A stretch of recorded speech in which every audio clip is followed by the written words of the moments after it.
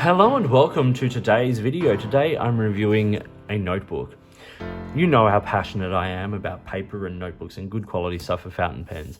And so when I saw about this brand, I reached out to them and I said, can I please review one of your notebooks? I would love to, share your product. And that brand is Papermind. And this is the bank paper notebook, because there's a notebook for fountain pens there on the front. It uses Mitsubishi bank paper. It's by Papermind. This is the bank paper notebook. So I'm going to show you just a little bit about the book and then show some ink tests and things I did on it. So the book comes packaged really beautifully. Mine arrived packaged wrapped up in paper with a nice stamp on the front. The day I got it, I couldn't wait to get it unwrapped, so I actually took some photos to include them here, and then it comes wrapped up in plastic, so it's really well protected. We'll talk about the specifics now of the notebook and some of the details. Take that belly band off there, and if we open up to the back where I've done sort of the writing tests and stuff, see a range of things I've written with it here, but let's talk about some details. So this Papermind bank paper, made in Japan. 192 pages of 87.9 GSM paper, Mitsubishi bank paper, as I said. Super precise and lovely paper. It's got a stitched lay flat binding, which is ultra flexible. Now, if we look at how it sits flat, with just a very small amount of, encouragement, it sits very flat. And a lot of that is because of that kind of binding that it uses.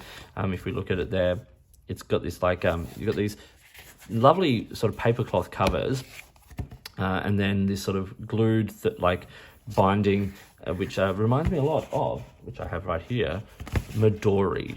So if you're familiar with the binding on the Midori notebooks, which it reminds me a lot of that. But yeah, it's very nicely done, done in sort of 12 signatures of pages and then bound together nicely. And it holds, these sort of notebooks hold together very well, but that spine being that flexible just means that there's no way this book isn't going to sit flat. It really doesn't take a lot at all. As I said, it's got a soft cover, paper cloth. This is grey, and it also comes in black and red. And this cover, it's a little sort of logo there on the back with their website. It's got this texture on it. It looks like it's kind of a weavy kind of texture. It's nice. As I said, black and red also look fabulous. It's got a 7mm light grey rule and is also available in blank.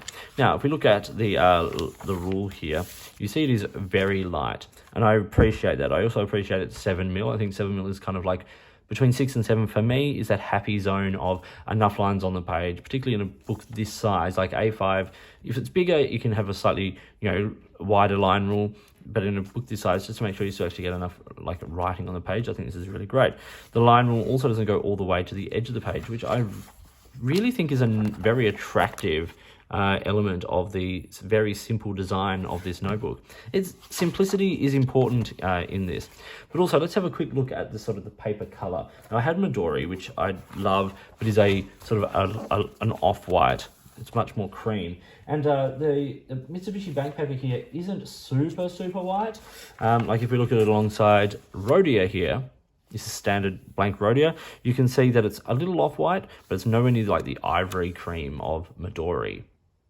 The dimensions of this notebook are 210mm or 21 centimeters by 148 millimeters or almost 15 centimeters wide, which is standard A5 size. So if you've got an A5 notebook cover, chances are this is going to fit, and it would actually make a great notebook for a notebook cover because it does have that soft cover, that kind of binding. But in saying that, it's durable enough, and I think there's enough features on here that make it durable, such as the rounded corners so they don't get banged up too much, and nice binding, strong durable cover, lots to keep it sort of well protected in your bag. Other simple things, bookmark, which are, nice sort of ribbon sort of style, bookmark there. Rounded corners, as I said. The rule is not to the edge of the page, which is a design feature I quite like. The paper is very smooth. It's not waxy smooth. It's not like Clairefontaine vellum sort of style thing, but it's nice and smooth. It's promoted as fountain pen friendly and with a simple design. I like it. I like it a lot, actually. The price is $35 US for this notebook. Now, there are notebooks that are similar to this that are a lot cheaper than that. But I think you're getting really high quality paper here. If the quality of the paper that you want to write on is of utmost importance to you, then $35 I think is an okay price point. So it's Japanese paper, it's well made, it does all the things. Let's look at how this paper performs now that we're talking about it being fountain pen friendly. So, Papermind bank paper. I've written on here with a Pilot Custom 823 broad with Pilot Iroshizuku Yamaguri, a Pilot Custom 74 medium with Pilot black, a Visconti Michelangelo fine with Robert Oster blue water ice, a TWSBI Go extra fine with Diamine ancient copper. I've written there with a little Bay State blue from the brand that is at the moment a little bit controversial.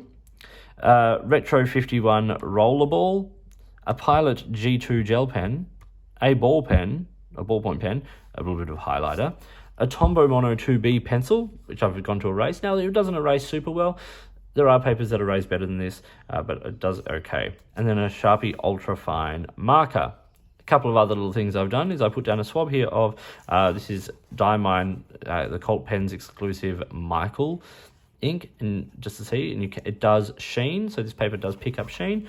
I've hit it here with water, so you can see it performs nicely if you wanted to use, water features with your ink.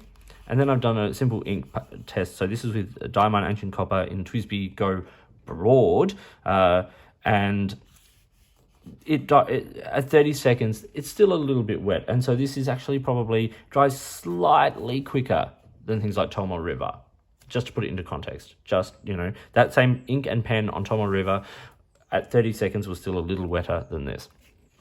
So, now a couple of things to note. Firstly, we get a little bit of sheen on the Robert Oster. That ink will sheen, and so it's nice to see it on that paper.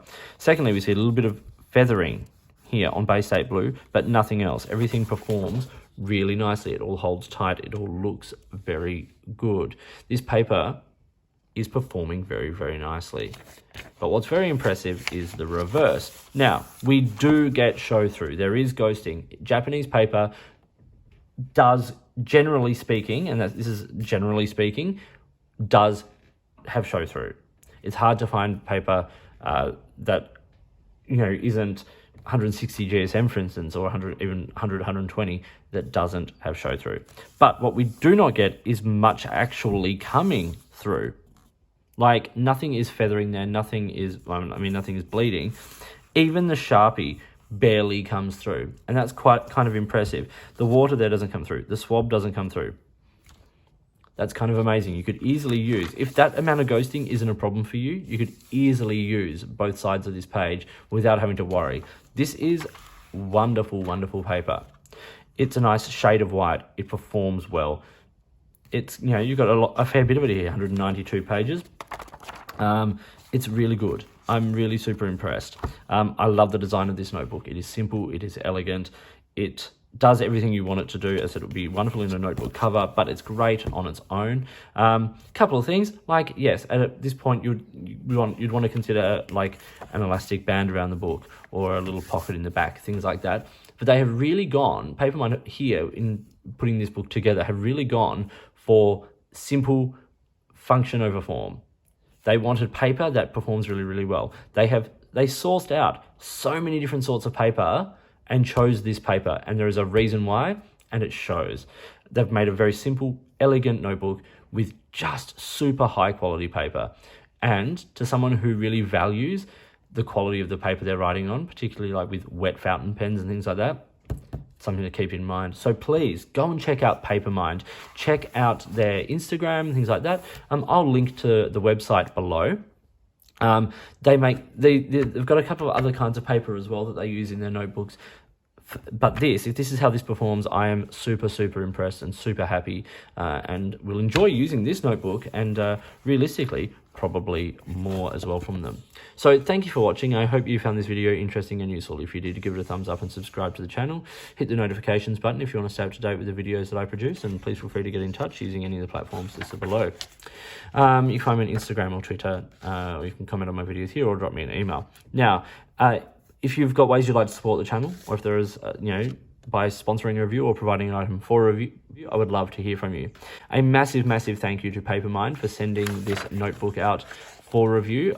I think it's wonderful, and I'm really glad to be able to share it with you, my viewers. So thank you to Papermind once again. Until I talk to you next time, enjoy your paper, and I'll talk to you soon.